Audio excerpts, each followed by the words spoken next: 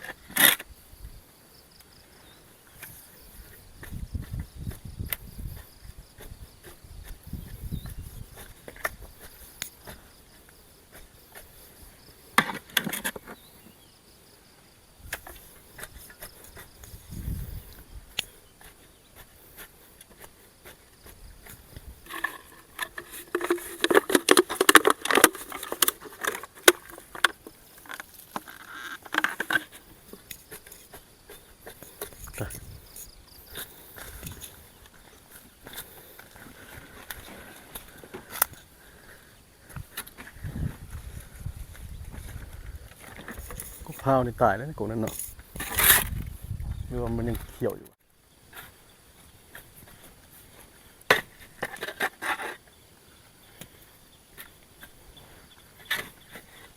ใส่เอาหลายเพราะว่าเขาใส่แค่เดียว